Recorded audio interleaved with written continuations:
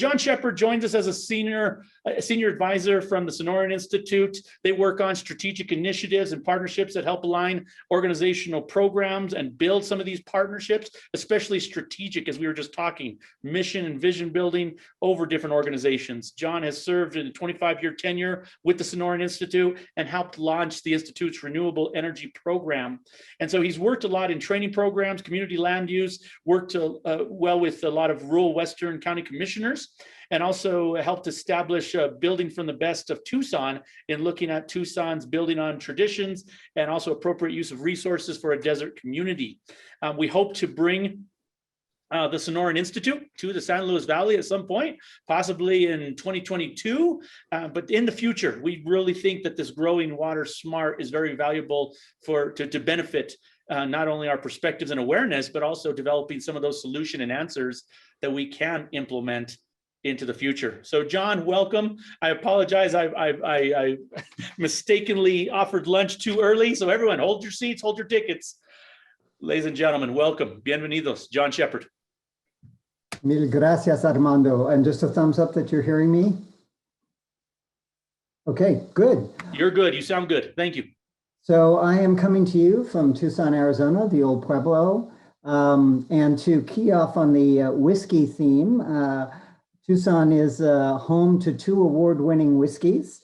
One is a mesquite flavored whiskey. And should I be privileged enough to come up to the San Luis Valley, I will be sure to bring a few bottles for everyone to taste. Now you may be wondering why a guy from Arizona is talking to you today. And I'm actually here in lieu of my Denver-based colleague, Waverly Claw, who is busy taking care of a newborn. And I'm happy to report that mom and daughter are doing just fine. So it's an opportunity for me to talk a little bit about Growing Water Smart, which is a program that we do in concert with the Lincoln Institute of Land Policy's Babbitt Center for Land and Water Policy, and have done for the past 6 years. And you know, it's been really great listening to the comments here, and it brings to mind, I guess, a motto, an internal motto that we often share with communities that we work on, and that is that change is inevitable, and we can choose to fight it, or we can try and embrace it, and possibly come out the better for it. And that's really been the approach to all of our training and assistance programs throughout the years on various topics that we've done with communities throughout the Intermountain West. And it's, you know, essentially a cornerstone to Growing Water Smart, which focuses really on helping communities integrate water and land use planning in the face of not only population growth and increased demand, but also the uncertainties associated with future water supply. And really making sure that land use decisions and economic decisions in the future take into account what we know and what we don't know about future water supply. So we are very interested and eager to bring this program to the San Luis Valley, hopefully in 2022, in partnership with the Salazar Rio Grande del Norte Center. And so I want to tell you a little about it, pique your interest in it, and hopefully if you're jazzed about it, that you'll follow up with Rio on this. And I will note that we have to date, over the past 5 years, trained 40 communities in Colorado, including Fort Collins. But let me just quickly tell you the 3 elements of the program and a little bit about what the program can address. And I'll really underscore how we structure the program is going to depend on input from you all. So there are really 3 parts to it. The first is kind of what I would call a current conditions assessment, which is basically asking, how are we doing as a community in terms of addressing water issues, integrating water and land use planning. Then we do a 3-day training workshop with community representatives, and that's really an opportunity to begin to lay out various strategies, game plans to address areas that the current conditions assessment has identified as either areas that you need to address or opportunity areas for making some significant advancement.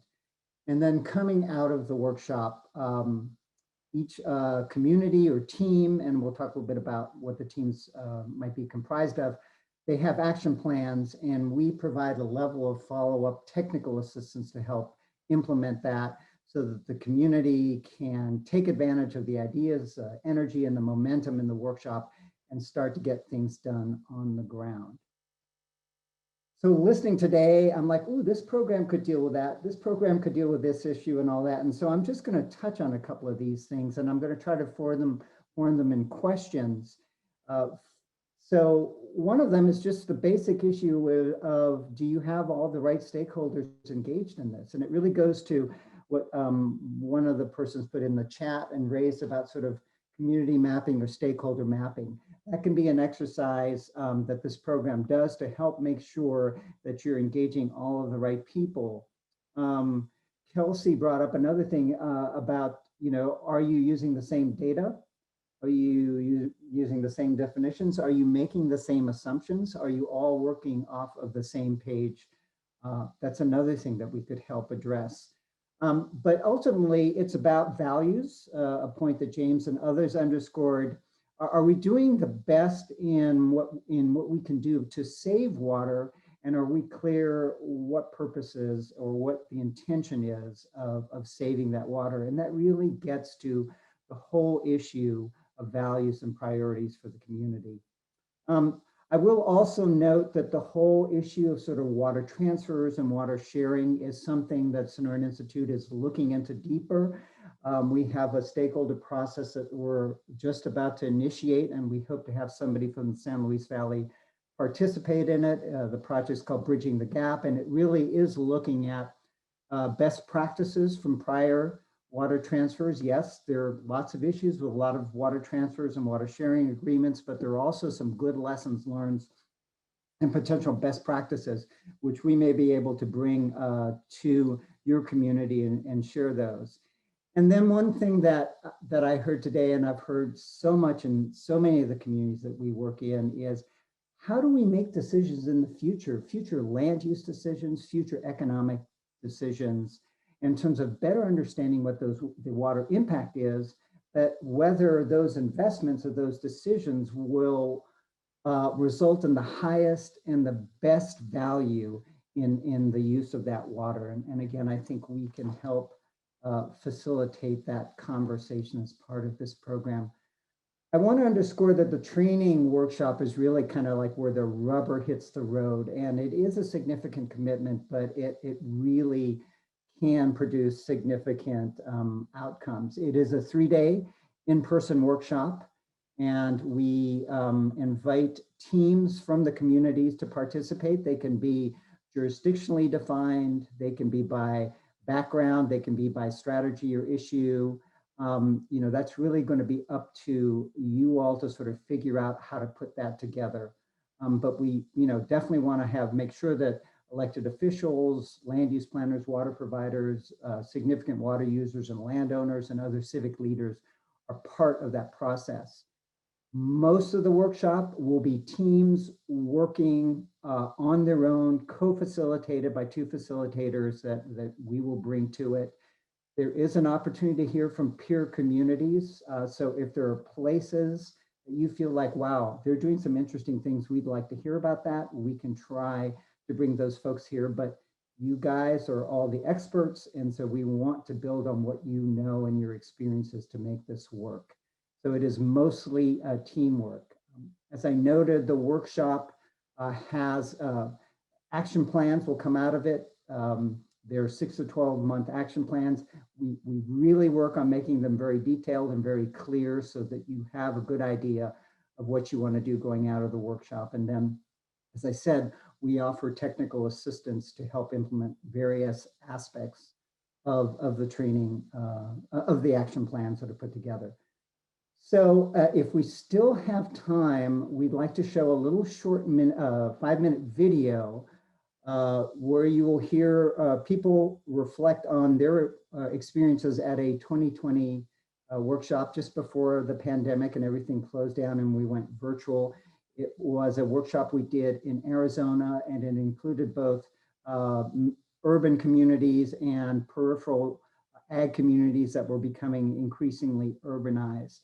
And what I really want to emphasize about the video is that the importance of the workshop in terms of creating a place and a space for you all to have meaningful dialogue and start to build some level of consensus going forward. So John, I thought you'd bring, while they look for the video, I thought really you brought up some really key points, is understanding what's working right now, what are communities doing right now. I do a lot of strategic management consulting, teach it here at Adams State University. And when I come to strategic management, one of the areas we always talk about is I give them a question like, give me the directions to Denver. And people will give them based upon where they are. And I said, you automatically jump to the solution. If we were in Boston and I gave them those directions, or Miami, you talk about going east, you're going to end up in the ocean. It's not going to be very valuable. So I think it's very key to emphasize what's the current state, what's happening in the current state. And then second point is, how do we get to that future state, and then closing the gap in between. So I thought that was an excellent point that you highlighted, or what you made in talking about where do we reflect on where we are right now? Because I think so many times we want to jump to the solutions, we want to jump to the answers, and we want to implement them, but sometimes we end up implementing wrong strategies because we didn't accurately assess where we were. And so we implement strategies if they came from a different current state or different position. Totally agree with you. And I would say, in our experience, community dialogues founder because people go right to the issues instead of starting with establishing a base of commonalities, having a discussion about values. Because what we've often found is, what keeps the old timers and the newcomers to communities throughout the West are the values. It's that sense of place. And so I think it's really important to have that conversation and not go right away to like, we need zoning or we need to do this, because you're going to immediately get people drawing lines in the sand. Yeah, change shocks a lot of people. I always tell them we can't use the word change, we have to use the word evolution. And how do we make it a little more incremental? Because the change capacity isn't always prepared to take some of those big changes that you talk about. Angie, I believe, said she has it ready, John. So we're going to run the video right now. Okay. Let's rock.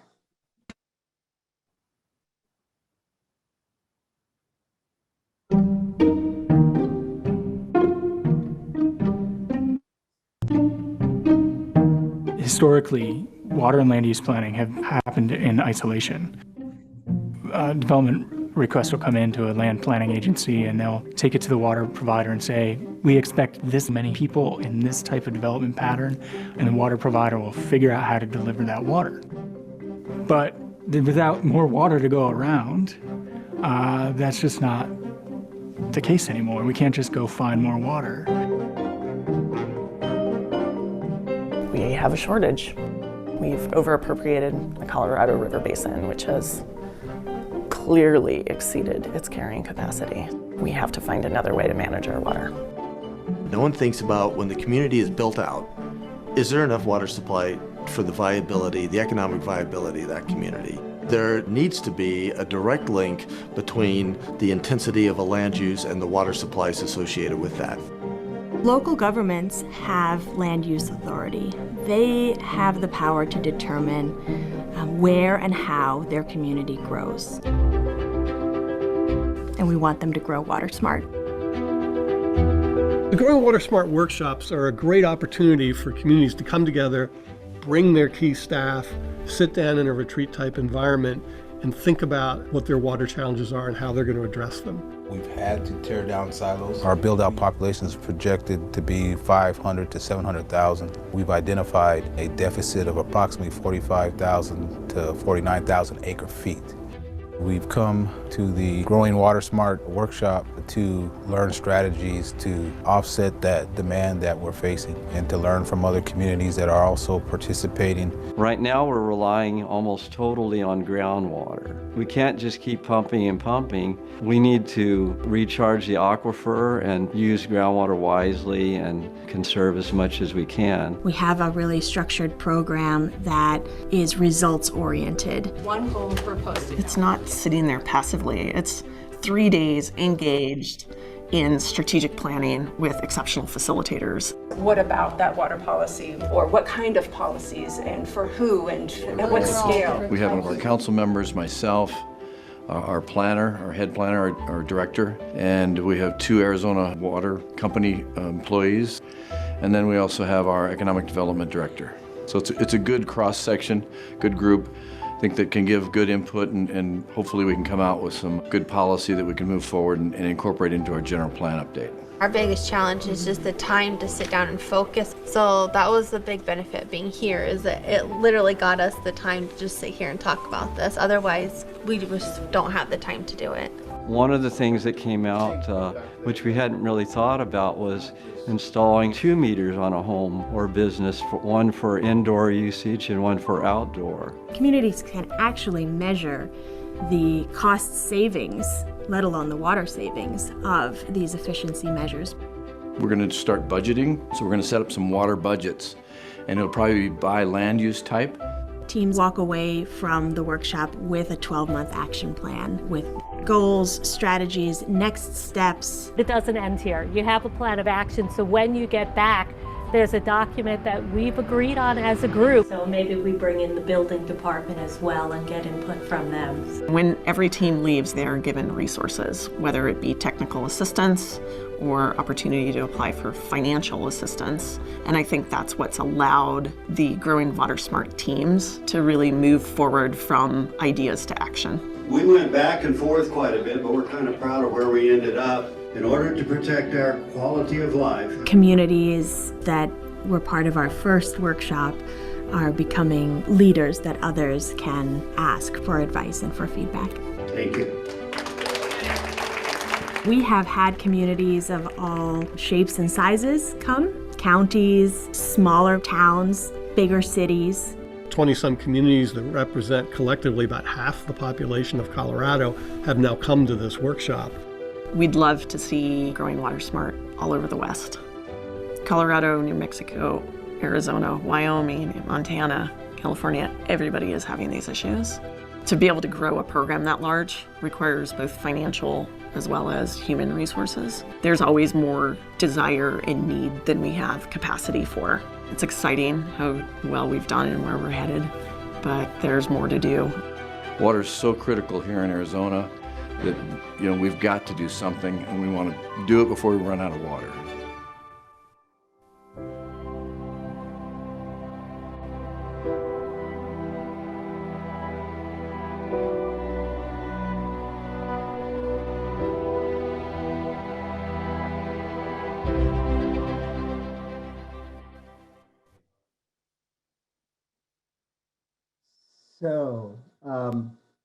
So we're looking forward to holding this program in the San Luis Valley with a training workshop that we're tentatively scheduling for June 2022. We're going to continue to work with Rio and the Salazar Center to reach out to folks, gain their interest, see what kinds of issues they want us to try and tackle with them. And so if anyone is interested in the program, I encourage you to reach out to Rio. If you want to talk to other communities that have gone through the program, we did a regional workshop with the Headwaters County for the Colorado River. Happy to put folks in touch with other folks so that they can get a sense of the return on investment for their time on this. And thank you all for the opportunity to talk briefly about this. And I'm happy to answer questions now, later, or I understand you guys may want to just move on. Thank you, John. I don't believe we have time for any questions at this time, but we'll see if we do have any people post them in the chat over our brief lunch break. We can get those to you. So when you do come back with your Growing Water Smart Institute here in the San Luis Valley, we can really give you some kind of what people are thinking and sentiments. We love it. I mean, absolutely love it. It sounds like a true asset for what we can work on. It also looks like a larger collaborative plan, as they talked about, working with those collaboration of states all throughout the Western United States, I think is really strong and beneficial. One of the portions of the video was having someone talk about taking down those silos. I think a lot of times we get to talking in like-minded circles, and so we circulate a lot of the same ideas. We don't really go out and maybe find new and challenging ideas from different people who we don't expose ourselves to. So thank you, John. We appreciate it.